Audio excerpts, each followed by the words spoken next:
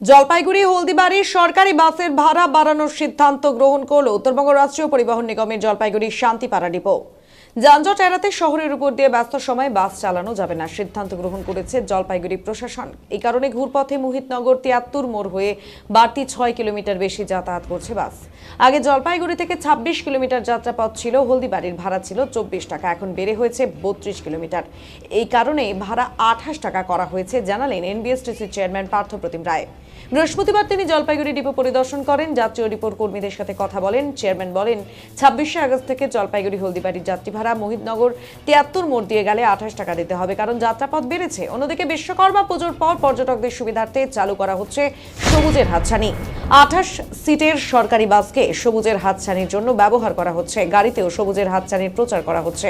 পুজোর আগে পর্যটকদের সুবিধার্থের জন্য বিভিন্ন পর্যটন কেন্দ্রে থাকা খাওয়া গন্তব্যে নিয়ে যাওয়ার ব্যবস্থা করছে উত্তরবঙ্গ রাষ্ট্রীয় পরিবহন নিগমের জলপাইগুড়ি শান্তিপাড়া ডিপো। অল্প খরচে লাভা, বিন্দু, জয়ন্তী, রাজাভাত খাওয়া, জলদাপাড়া সহ একাধিক পর্যটন কেন্দ্রে নিয়ে যাওয়া হবে।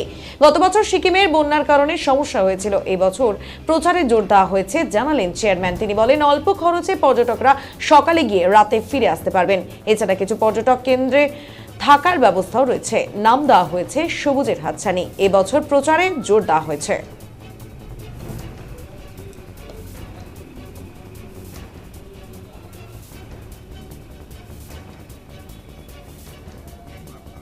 যে জলপাইগুড়ি থেকে হলদিবাড়ি আমাদের প্রতিদিন 7টি বাস চলে, দিনে 4টে করে ট্রিপ হয়, প্রায় 28টা ট্রিপ হয় টোটাল।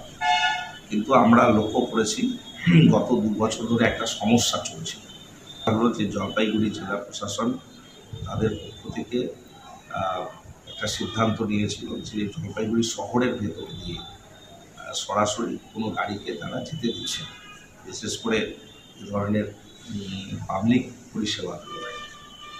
তো তাতে আমরা দেখেছি যে একসময় শহরের ভেতর দিয়ে যদি আমরা জলপাইগুড়ি এই বাস স্ট্যান্ড থেকে হলদিবাড়ি যেতাম, তাহলে আমাদের কিলোমিটার হতো মাত্র 26 কিলোমিটার।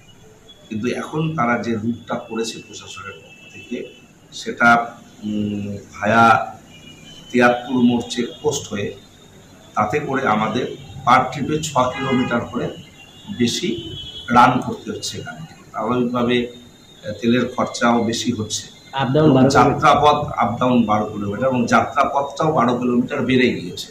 তো আমাদের গভর্নমেন্টের যে এক্সিস্টিং রুল রয়েছে কিলোমিটার ওয়াইজ ভাড়া, মানে যাত্রাপথ যতটা হবে সেই কিলোমিটার ভিত্তিক ভাড়া হবে। তো আগে যেহেতু সেই রুটটি 26 কিলোমিটার ছিল, তাই ভাড়া ছিল 24 টাকা। এখন যেহেতু যাত্রাপথ টোটাল হয়েছে 32 কিলোমিটার, তো স্বাভাবিকভাবে 28 টাকা আমাদের ভাড়া হচ্ছে। তো আমরা সেই কিলোমিটার ওয়াইজ সেই ভাড়া, রিভাইসড ভাড়া আগামী 26 তারিখ থেকে আমরা ফলপ্রসূ করতে চাচ্ছি। তো এটা আমাদের দীর্ঘদিন থেকে একটা লস হচ্ছিল, আমরা সকলে মিলে কথা বলে এই সিদ্ধান্ত নিয়েছি। আমরা যাত্রীদের সঙ্গে জোর করে কথা বলি। বিশ্বকর্মা পুজোর পর থেকে সবুজের হাতছানি বলে একটা প্যাকেজ ট্যুর আমাদের এনবিএসটিসির পক্ষ থেকে আমরা করি। প্রায় 6 মাস এই কর্মসূচিটা চলে, বিশেষ করে শীতের মৌসুমে পর্যটকদের জন্য। সেখানে লাভা, লোলেগাঁও, জলদাপাড়া, রাজাভাত খাওয়া, জয়ন্তী, এই ধরনের যে টুরিস্ট স্পটগুলো আছে, সেখানে দিনে গিয়ে দিনে নিয়ে আসা বা থাকার ব্যবস্থা, এই সবটা মিলে কতগুলো প্যাকেজ আমরা করেছি।